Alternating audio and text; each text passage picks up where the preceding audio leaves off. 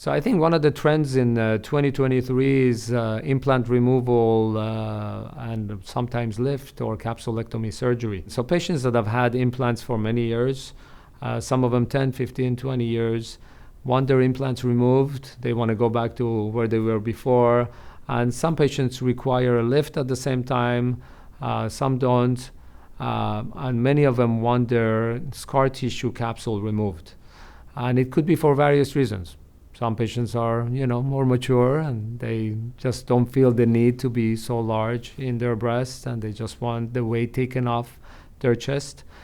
Some patients think that they have breast implant illness. Breast implant illness is not a very well-defined disease, but there are some symptoms associated with it, and they just want to remove the implants to get rid of those symptoms. Others just, they're over that phase. They tell me, I had it, I enjoyed it, and I just want them removed now.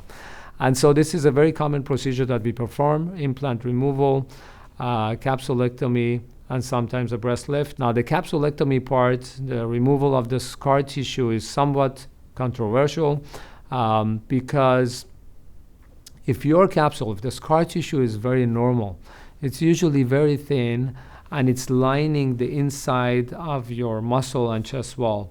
Now, if the capsule is normal, really there's no reason to remove it. Our number one oath in medicine is to do no harm. Right?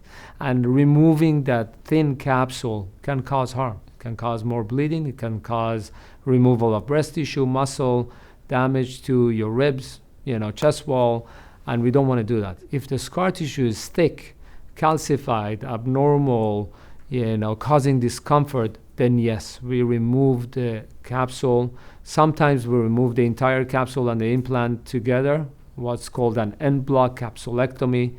But more often we remove them separately. We remove the implant first and then remove all the scar tissue with it. So common procedure. If you're thinking about implant removal, come and talk to one of us and we'll be happy to discuss all those options with you.